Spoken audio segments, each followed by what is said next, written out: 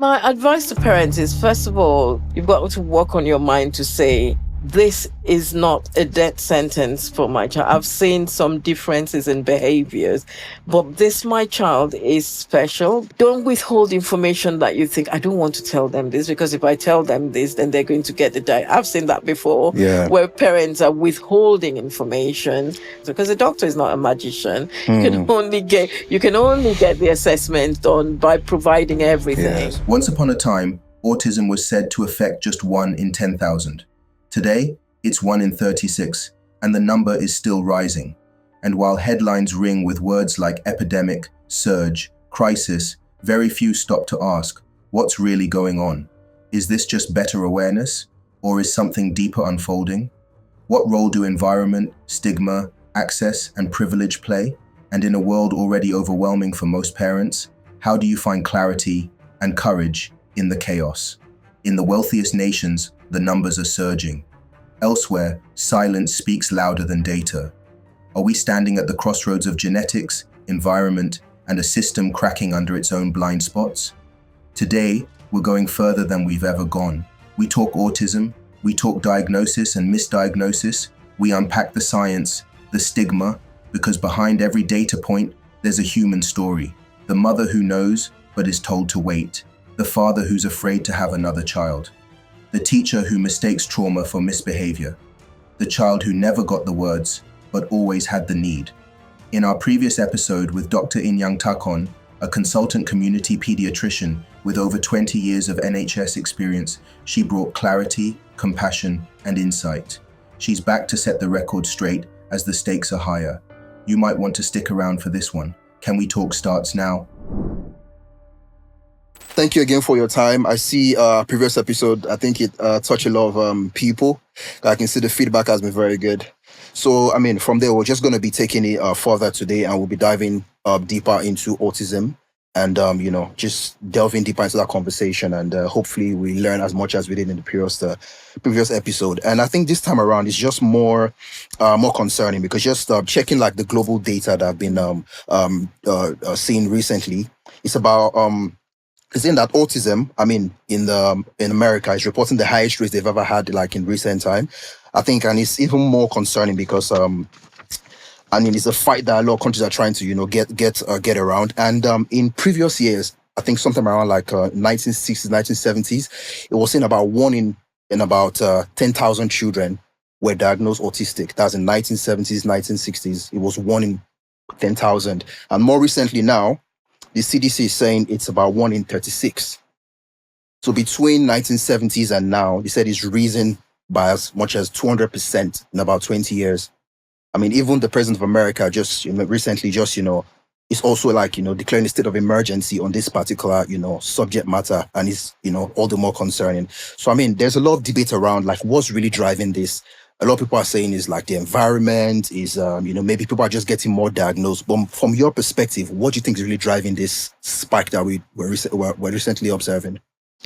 No, thank you, Deji. I would say that it's something that's also very concerning to us as clinicians, because we've definitely seen an increase. We've seen an increase in the rate. And in the past, yes, we were getting children being referred, but sometimes some of those children didn't meet the criteria. But now we're getting children being referred to us even younger. Wow. And definitely the numbers have increased.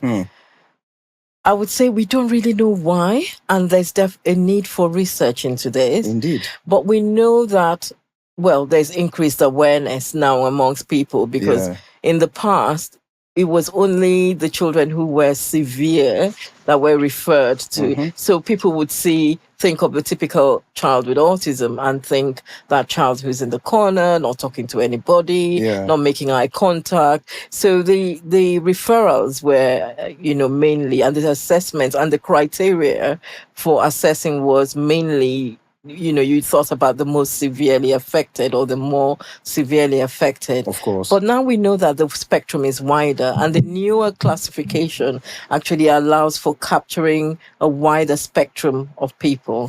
So you would find people who would appear quite normally interacting, and you see them in your day-to-day, and you would not know that, yes, this person might have autism. So the spectrum is wider. The classification is capturing more people. Yeah. But there's also increased recognition, increased awareness. But we know that there's still other things that are happening. Whether there's been change in, genetic modification, we don't know, because we know that autism does have, some genetic parts to it.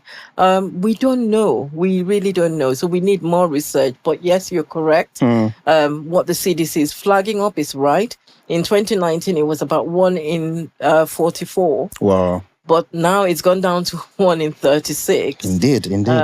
And there's almost every clinic I do that you will find somebody with autism. So considering this now, what conversations do you think we should be having, from, the media platforms, within the medical field, and just, the wider public generally from, all of these spaces? What's the key conversation that you think we need to be having now regarding all of this? I think one thing that we should be doing is, one, raising awareness. Very important. Not only raising awareness, but being aware about how we can support people with these differences, because not, like we said, the spectrum is quite varied. And you have people who are on the milder side of the spectrum, and you have people who are on the severe side of the spectrum. But you can help children even without them going, before they even get a formal diagnosis or reaching that side. Once you recognize behavioral patterns, you can actually begin to put supports in place in families being aware, recognizing these patterns, in schools being aware, in the public. One of the greatest things that families struggle with is taking their child out in public. We're going to get right to that. So let's just... this is something that we need to... Once you improve public awareness and acceptability, then those families are more able to take their children out to interact outside. Of course. So we need to be having this discourse of improving public. Whilst in the medical field, there needs to be research to have an understanding, but we cannot wait for everything to be hospital-based. We need to look at a new model in which we support children who are diagnosed with autism. So the thing is now, because again, like you said from the start as well, is it a case of there are more cases or there's just more diagnosis? What's the dichotomy there here? are definitely more referrals, more cases. We're seeing many more I would say at the onset of my clinical practice as a consultant, I wasn't seeing this many children with autism. Wow. And I can tell you it is very different now. Wow. It is very different. So indeed, the cases are spiking. We are having so many more. So there are real numbers. There are definitely real numbers. So again, the global data is also showing that it's like the trend has like a geographical nuance to it. So it's like more Western nations, the more high-income nations seem to be recording more cases. That's the US. Countries in the northern hemisphere, from America to US and New Zealand, Australia, they seem to be recording more cases, or maybe they're just diagnosing more people. And on the flip side of it, the low income, countries, they seem to be having less cases or maybe less documentation. So would you say there's like a geographical nuance to this, or is it just, a case of just more awareness and more diagnosis across these different regions? Well, I would say there's more, if you look at it, there's definitely more awareness in these regions. There are resources to screen early. So some of this, in America, for example, they have early screening where they identify children early. So they've got programs there. People are aware. Here in the UK, people are aware. They screen. We don't do a national screen, but people know the signs and people refer.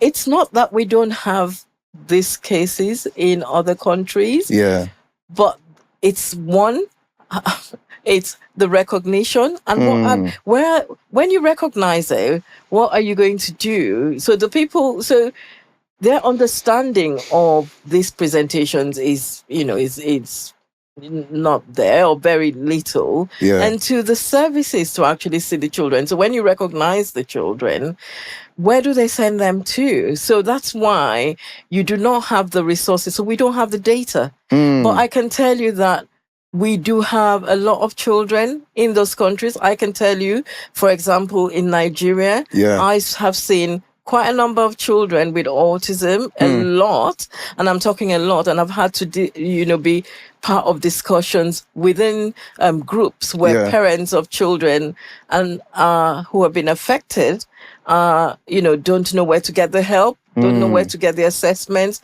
So we do not have the data.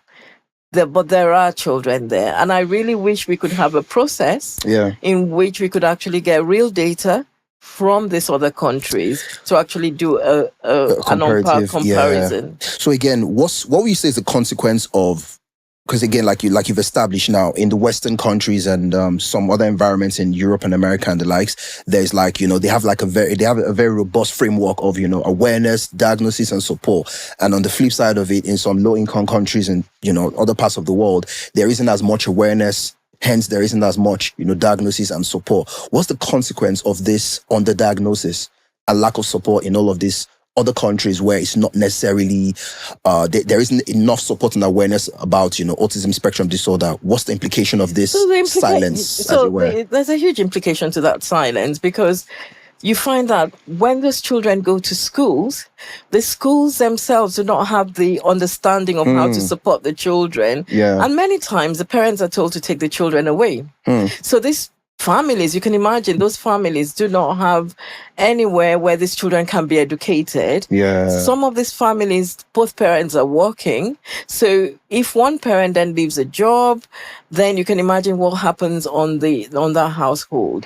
So these families become isolated. They can't take their children to school because the schools can't cope, because the schools look at the children as naughty or difficult, problematic, and then those two families are isolated as well because they can't interact socially. So those children are not giving a level playing field to socialize with their peers. They're not invited to places. Those families are more or less isolated. And can you imagine what that is on a day-to-day basis for these families? So these problems are there, and sadly I have seen this happen a number of times.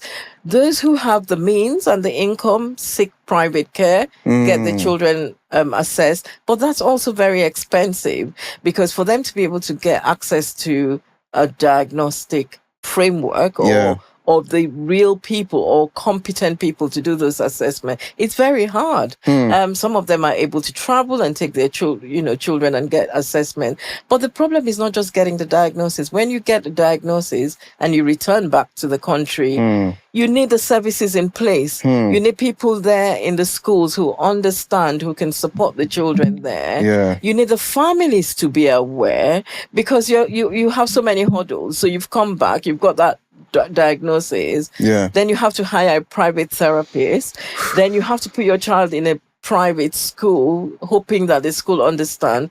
Then you've got to deal with the family. You've got to deal with the family network, family network, extended family, and you know what that can be like when you are really isolated and people have their different beliefs about what's happening and all that. So just before we delve into that, I'm just going to circle back again to the data and the epigenetics of this case. So again, beyond awareness, beyond the diagnostics, there's emerging research that environmental factors like air pollution, maternal stress, chemical exposure, and even paternal age, influences the gene expression. That's epigenetics.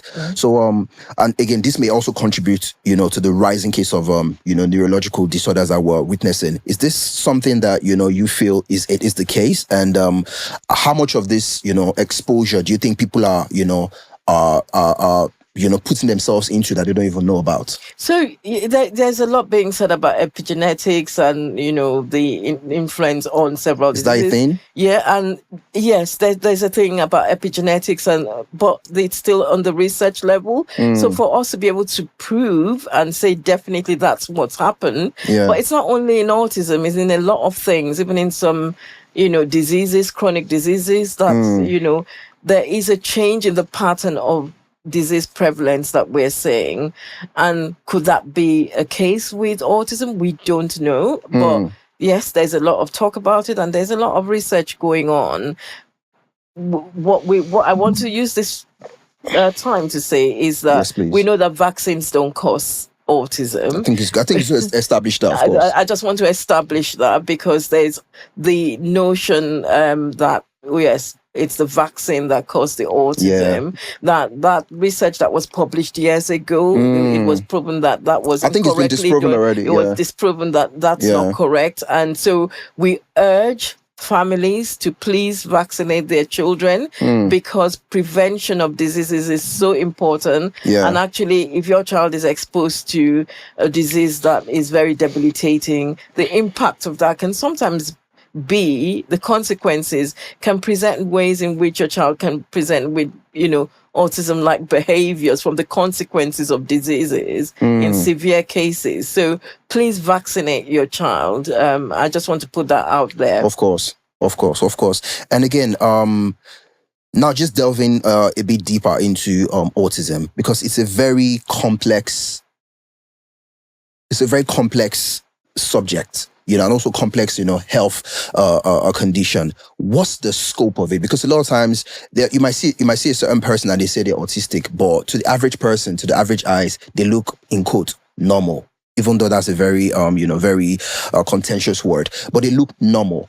And some people are like, oh no, you can have autism, or oh, that doesn't look autistic. What is the look of autistic, or what is the look of autism, or what's the mannerism? What is the spectrum of it? Is there a spectrum? What does it look like? Is there a look to start with? Yeah, so you've said something, it's a spectrum condition. And when we talk about spectrum, it means that it affects different people differently. You can have people being, having one aspect being more involved than the other. So to come down to it, autism is a developmental condition that obviously starts from when, it evolves from when the child is younger and growing. So just to quickly just point that out now. So you said it starts from. So where's you're the expert here. Where does it start from? So it is something, we call it developmental, because those behavioral patterns must have been the foundations of the whatever the presentation would have been there from birth, growing up developmentally. So it's not something you just acquire when you are old.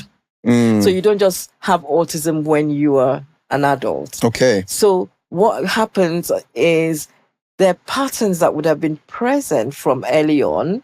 Some of it very subtle that people would not have noticed, but demands as you've grown older that challenges your social interaction, your communication begins to bring out more of those things, and certain changes that happen as you grow older puts challenges on those patterns that you begin to evolve more. Some people, so it's a language and communication, social interaction disorder. Some people might have significant language problem. It might be language that might be more affected. So you might have children who are developmentally delayed with their language. They might have speech delay, but they might not be able to speak or communicate.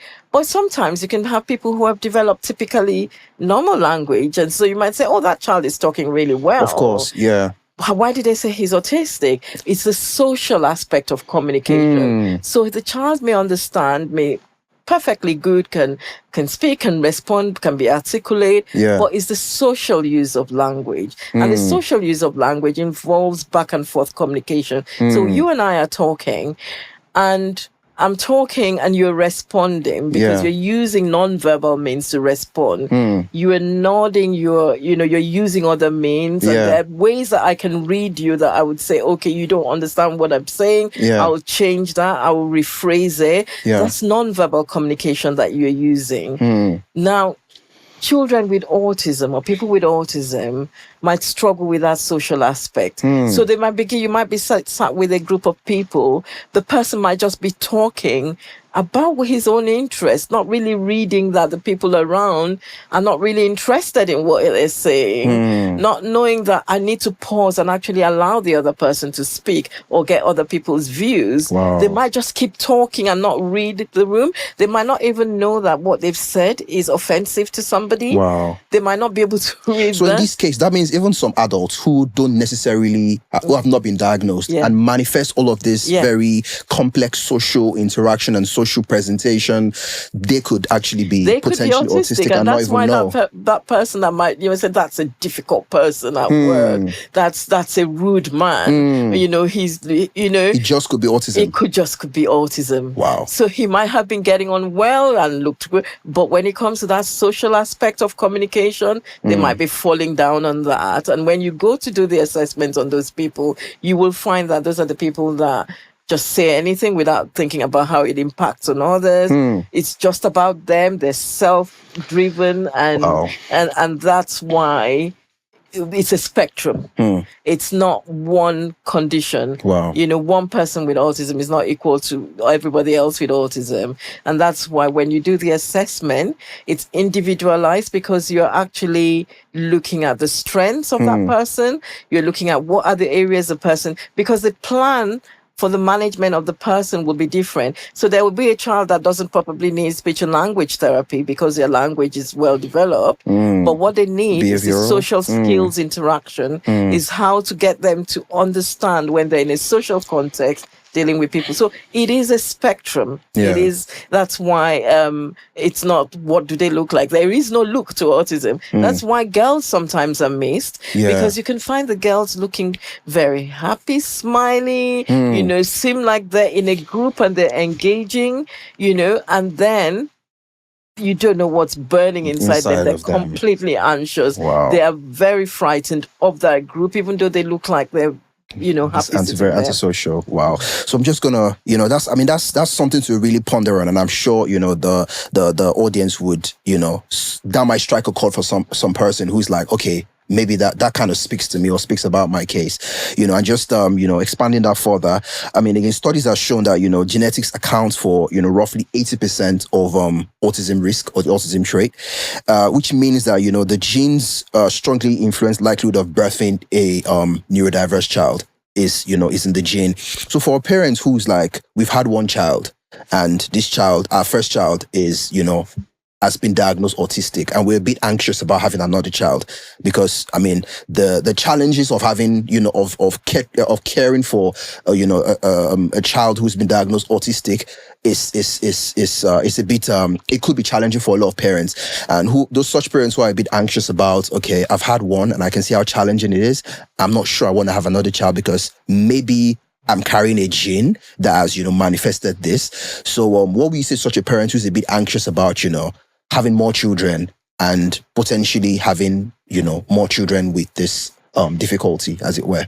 Okay, so one of the things I would say is that, there is the strong genetic presence with autism, and there are genetic conditions where that are linked to autism as well. So there's some genetic disorders, recognized genetic disorders, where the incidence of autism is very high. But there's also the question of when you have a family history of autism, even though you don't have a single gene that is abnormal, but having a family history of autism, increases the risk of subsequent children or somebody being neurodiverse. They may not be up to the level of having a full diagnosis of autism. So that child may have some traits, but not enough to have the diagnosis of autism.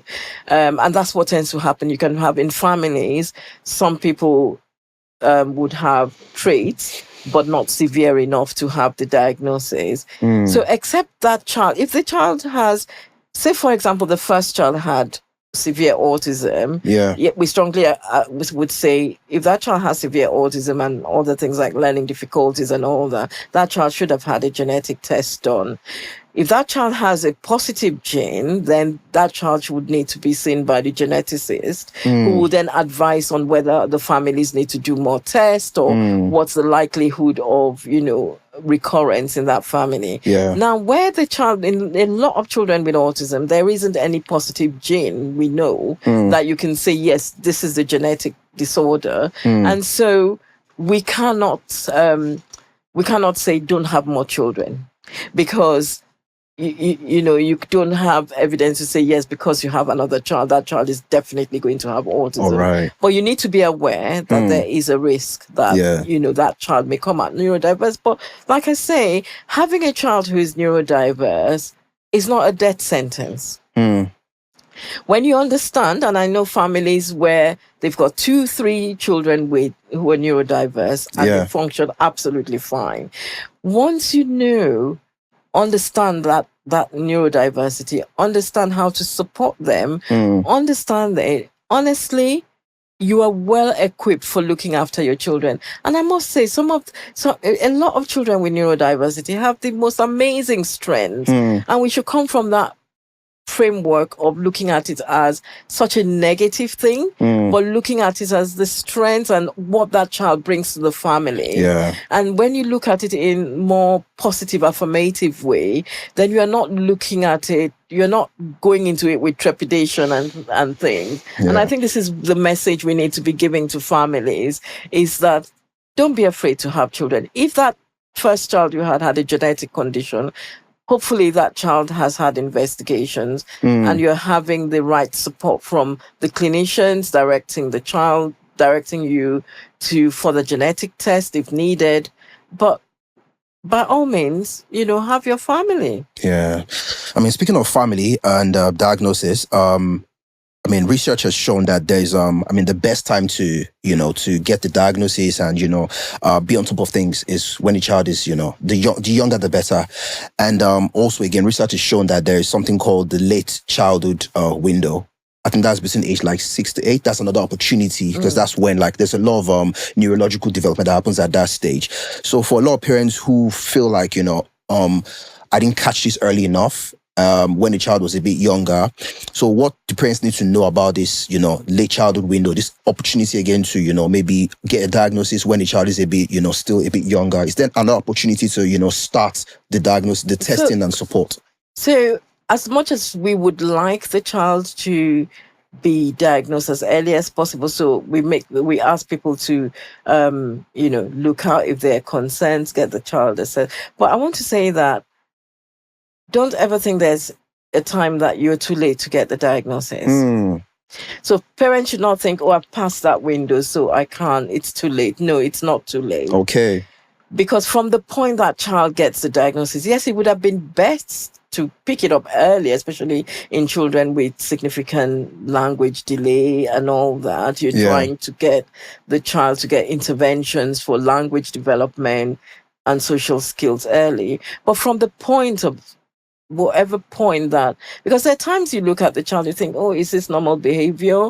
And sometimes it may not be until later that things become more evident. And I've seen situations where even parents have suspected that things could be wrong, but the schools have told them, no, he's fine, he's okay. So they've stayed back. So sometimes it's not the parents. They've not had that go ahead. And if like I've talked about the last time, the referral system, we need the school to supply information to say things are also different at school. If that information has not been present, then it's difficult sometimes for those parents to actually get that referral through the door.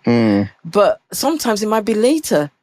So that child may have been functioning well until the demands for that child becomes more prominent. And one of the times we pick that up is when they're going to secondary school. When the child is leaving primary school and then going to secondary school, where there's a big transition, a change, they're going to have to go and do a lot of things themselves. They're going to meet different people.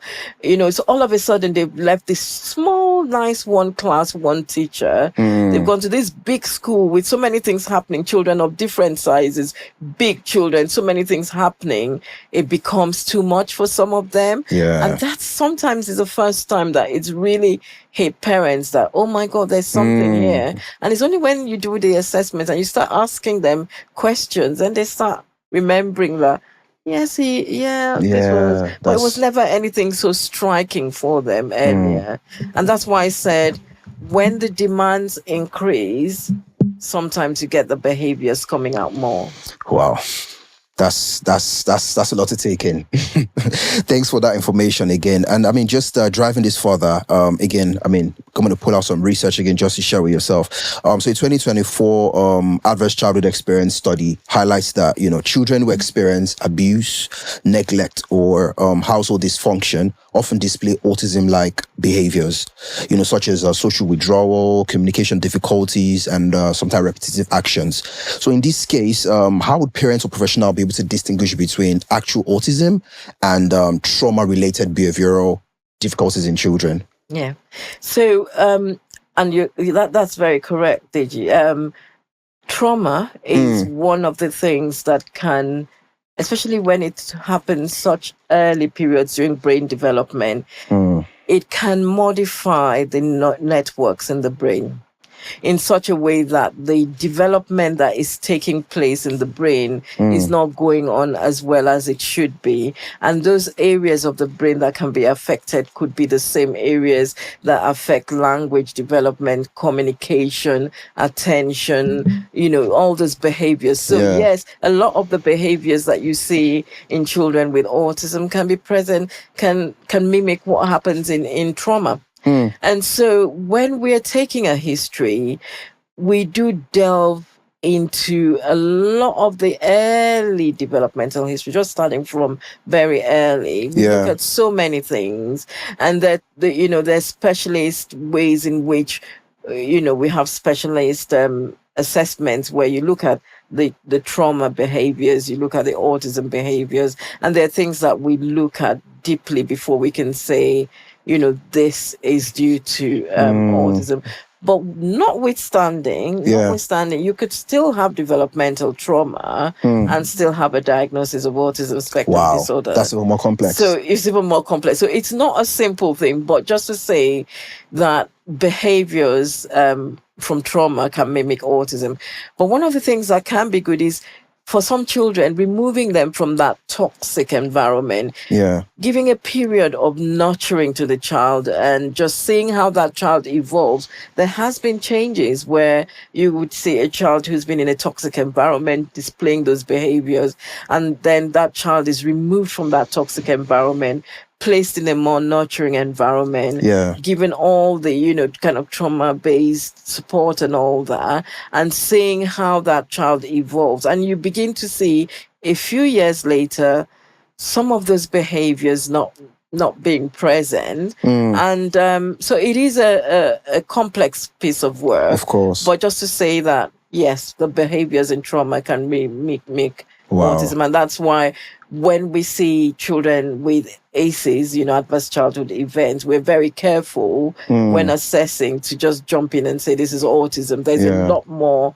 assessments that's needed. Yeah. So without having undertaken or having had a diagnosis, there could be a few children who their parents or society or within their community have been labeled as autistic. Yes. There could be a potential that's actually some post traumatic manifestation in place. Absolutely, there are quite a number of children. If you think about it, for you to develop that early development of communication and language involves a lot of interaction from families. Yeah. For your child to develop language and interaction to and fro, it requires a lot of engagement from the families. Interaction.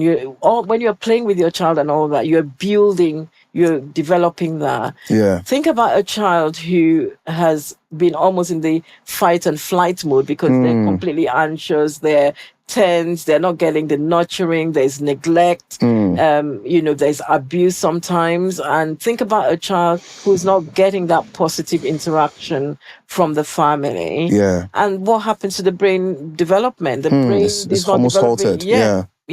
So some of the children, they almost go into a form of shutdown. Then you get anxiety coming up. You get all kinds of challenging behaviors. You get children being very irritable and screaming and just withdrawn. And so you can get all these negative behaviors from trauma. And that's why it's so important to have a very good understanding. Yeah. And it's one of the reasons that we always say that when a child is having an assessment for autism, it should be done by a professional, somebody who is really trained and skilled and who can look at all these things and look at what else could be causing these behaviors. It's not every child that, will be labeled autism. There are conditions, neurological conditions that you have to rule out. Yeah. There are medical conditions that you have to rule out as well. Speaking of medical conditions, I mean, there's a lot of focus or conversations around, the challenges the child faces or the challenges that, people who've been diagnosed autistic face. But I feel like there's not a lot of conversations around caregiver burnout. That's the impact of all of this on the caregivers, the parents, the father, mother, siblings, and all that, people, within the environment. So, I mean, what's your take regarding, how parents or caregivers can be supported more and, just, giving some more grace and support generally? I would say that, that it's so under-recognized and they're under-supported. If you think of the fact that these families, the parents, have to be there one-on-one with the child almost 24/7. Yeah. So if you think of the challenges the children would have, challenges around eating, around sleeping, around day-to-day care, and they have to be there 24/7. Yeah. Sometimes when the child is having very violent meltdowns, they could be the subject of things being thrown at them or being kicked and all that. And just think about those families not having support. So what sometimes happens, you get breakdowns sometimes from the families. They are emotionally drained. Many of them have, their own mental health. Yeah, many of them the self-care is also, self-care goes personal down. care. Yeah. Homes break down, and I've seen this where families break up. Sometimes once the spouse cannot cope. I've seen where some fathers have left the home because they can't cope and they've just left. Yeah. And the impact on that family. So then you have the mother being the only one having to do this. Yeah. And then, think about the other children in the family. So that mother still has to look after the other children. Yeah. So it can be very, very draining. And if that mother is working or if that caregiver is working, you need an understanding employer. And that's why sometimes, or many times, some of these families are not working. Yeah. They've left the job because the burden of care is so much. So I just think caregiver support is not enough. Yeah. We need to be looking at that a lot. And we need to be thinking beyond that, because people age. And a lot of times, one of the worries I always hear from caregivers is they worry about who will look after this person when they become older. When they're not there. Yeah. When they're unwell. Wow. When they're not there. It is a huge thing that goes on their minds. Who is going to look after this child if I'm not here? When I'm not here? And we need to be talking about that more. We need to be looking, because sometimes we almost get desensitized from what these caregivers are going what their through. day-to-day is like. Day-to-day. They've had to go down in a lot of things that they're supposed to do.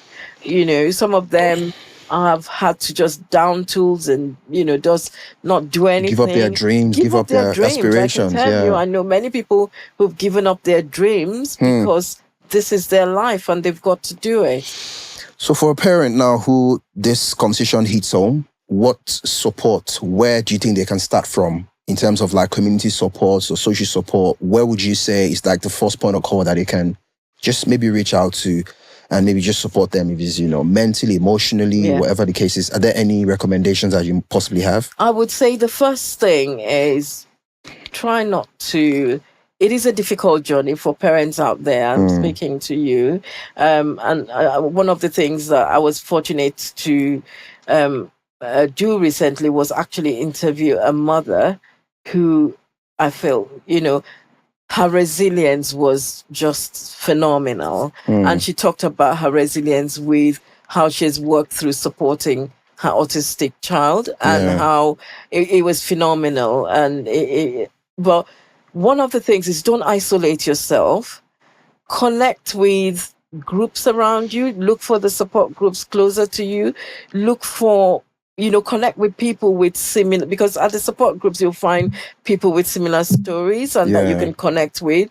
I would say look at, in your local area, look at your local website, the county council website. There's immense resources there, which sometimes families are not aware of, where you can actually go and look for support. National Autistic Society is one of the big ones, but in every local area, there are parent support groups. Try and find time to do things that you enjoy, that you want to do. Self-care is so important, and it might be taking some hours to go out with a friend for coffee or something. Do that. When you're planning things, think about, one of the things I learned from this lady was she involved her young person in all the things she did. So it was more like the whole family have the shared experience. Had the shared experience, and she did not isolate her young person. And when you look at it that way, is that you're creating that fun for everybody. Then you are not isolating yourself. And this lady, I keep saying she's phenomenal, was doing her work. She's actually been living such a full life with her career and everything because she faced it in a positive way. I think the perspective. So the perspective and the attitude to say, you know what, I'm here. This young person is part of our lives, and we're going to have an experience. So connecting even your neurotypical children in, supporting your neurodiverse child and doing it as a family, but make time for self-care. Make time for self-care, because when you don't, you gradually shrink and you don't go out, and it just starts from one to the other. Then you don't want to go out, you don't want to go out, and before you know it, you've completely been away from the world. So, and there are well-being services as well on local websites. So every now and again, we all need some talking therapy. We just need somebody to be able to offload to. We need somebody to hear us. So now and again, link in with your local counsellor or well-being service. Have somebody to talk to, because what you don't want is to be isolated.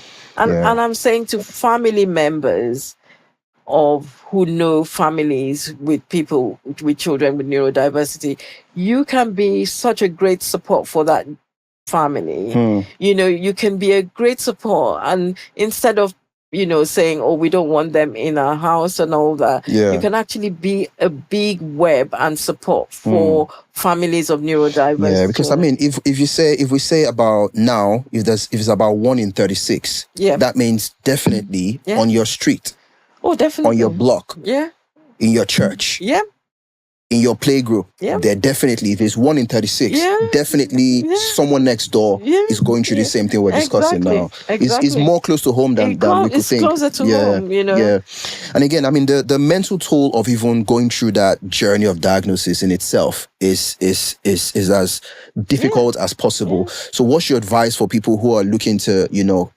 start this journey of diagnosis and, just accepting and, just living and thriving with this condition? What's your quick advice to such parents? So my advice to parents is, first of all, start the process in terms of, you've got to work on your mind to say, this is not a death sentence for my child. I've seen some differences in behaviors, but my child is special because they also have a lot of strengths. What I'm going on this journey for is not to change my child, is not to replace my child, but to actually understand how best my child can bring up those great strengths and, be the best version of themselves. So I'm going on this in a positive attitude, because when you begin to say, oh God, they're going to tell me he's autistic and then it's all over, he's not going to achieve anything and all that, you're already going there with a negative mindset.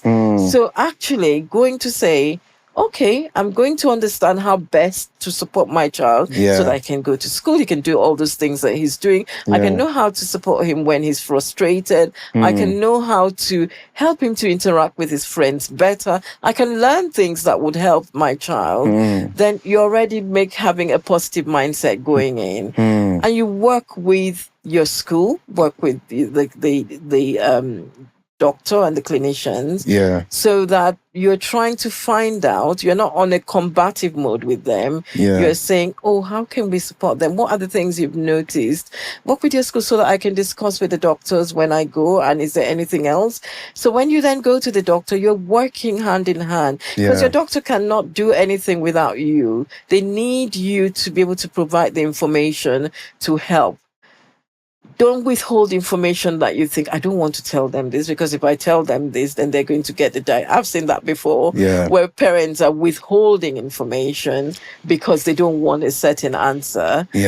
Give all the information that you feel will help that doctor, because the doctor is not a magician. You can only get the assessment done by providing everything. So speaking of doctors, I mean, this question might sound a bit I mean, you being an expert and me, obviously, I don't know as much. And I'm sure someone somewhere listening might not know as much.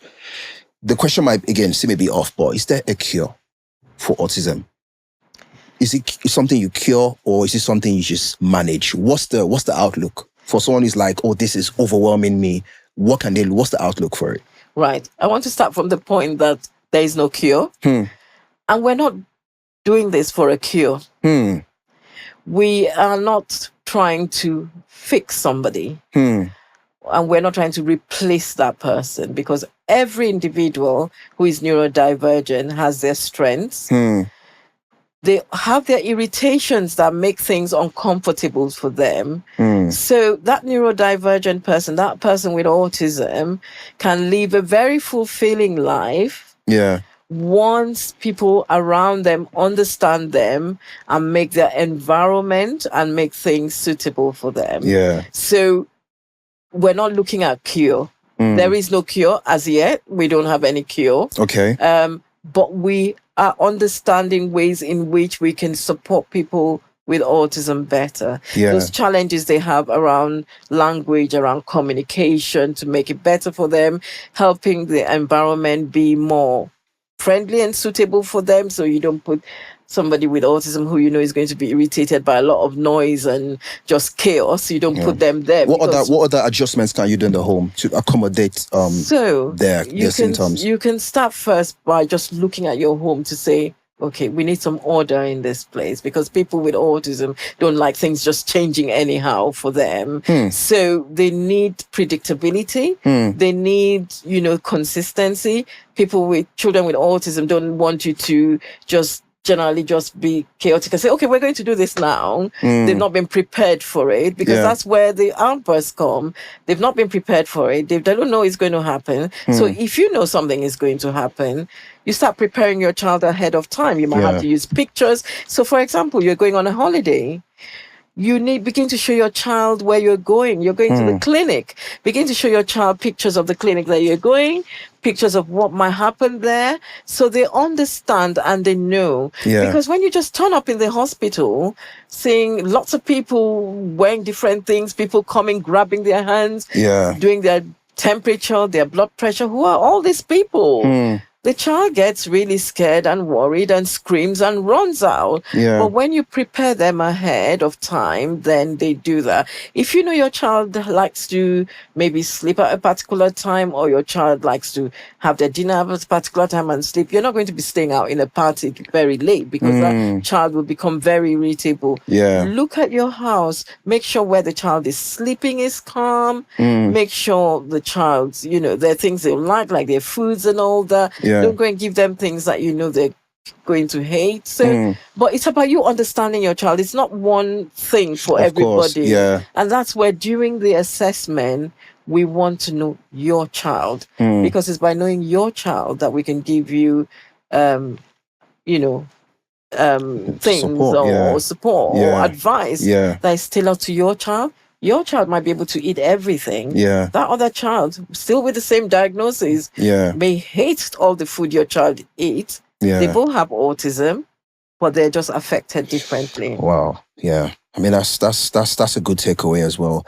I mean, speaking of the parents still, for a parent who feels like, you've touched on it previously, but I kind of wanted to just emphasize it more. For a parent who feels like, I think I see my dream life slipping away.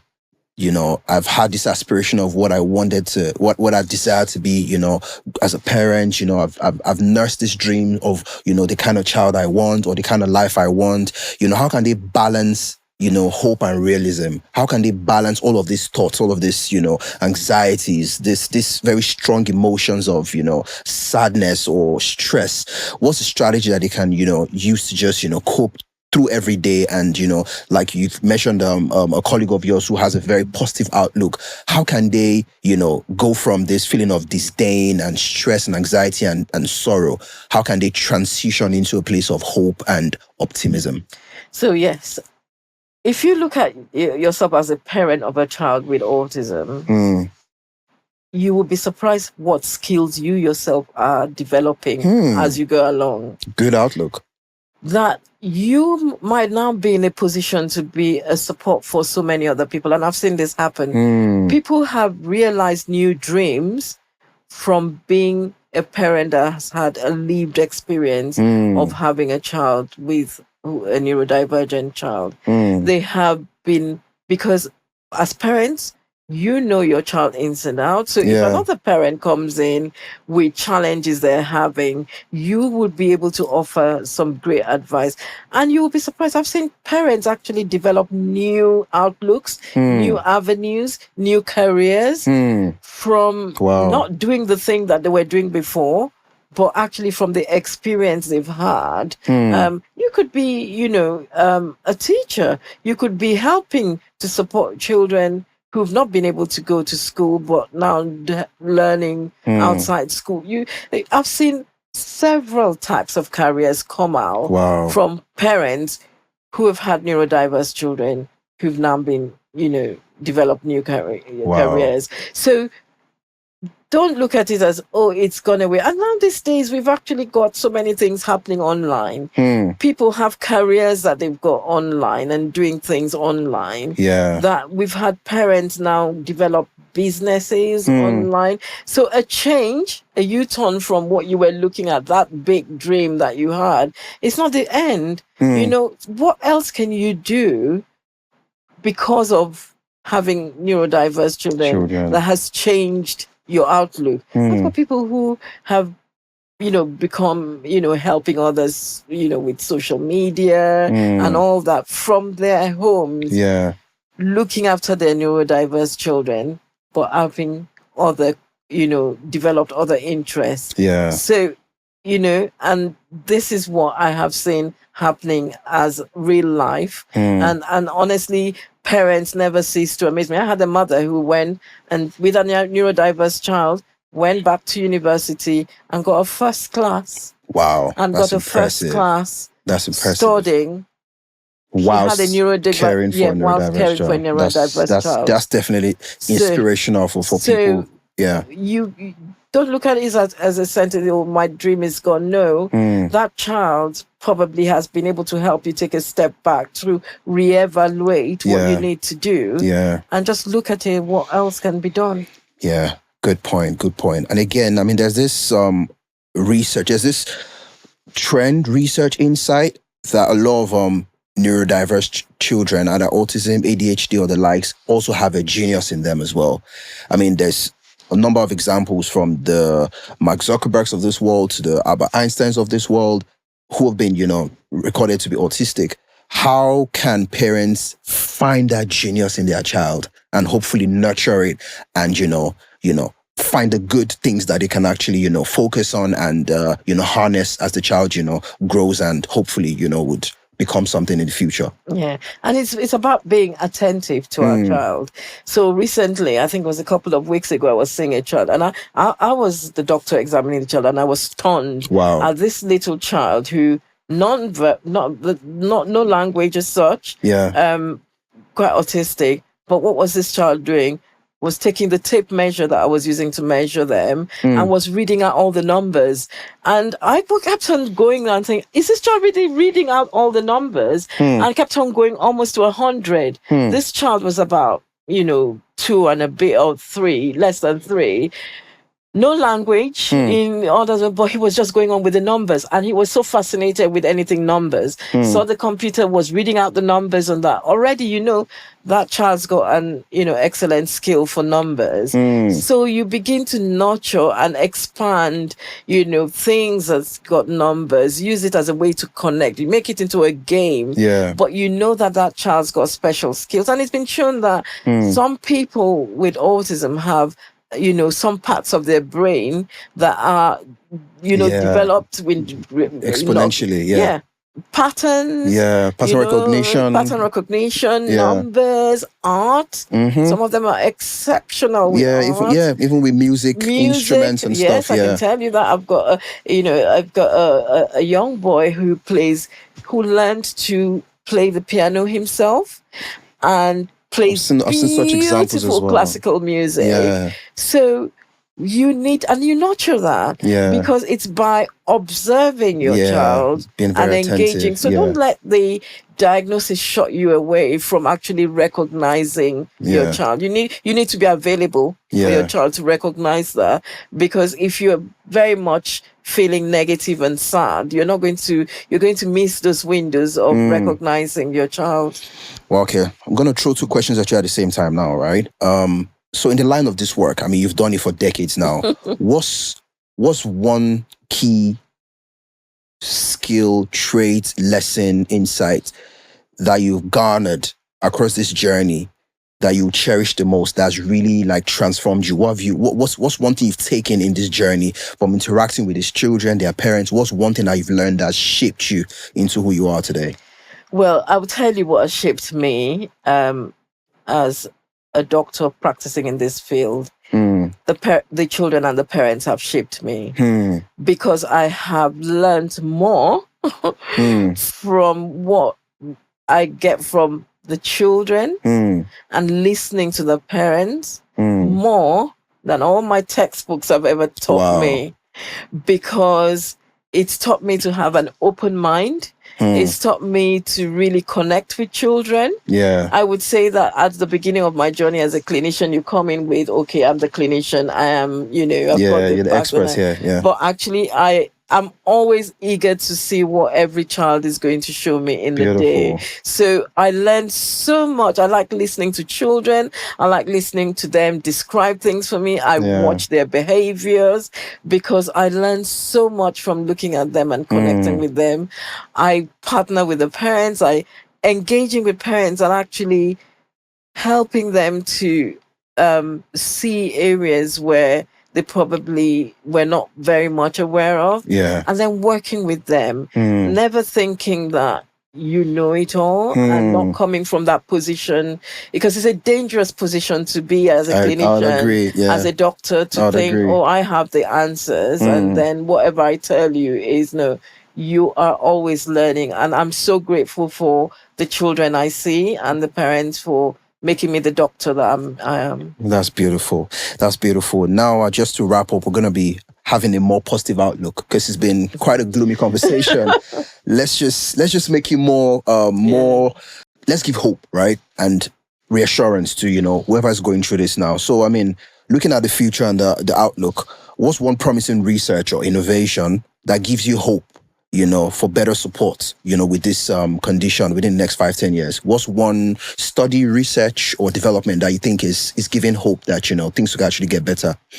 I think there's a lot going on in terms of research, but one of the things that's also bringing some hope is people are now beginning to look at the development of AI systems and how we can begin to explore how that can be used in both the diagnostic process of children with autism and even in the therapeutic interventions of that. What can we do? Because one of the things we want to do is shorten the time people have to wait for an assessment. I think that's a major concern as well. That is a huge concern, where people are referred for an assessment and have to wait 3 years or more.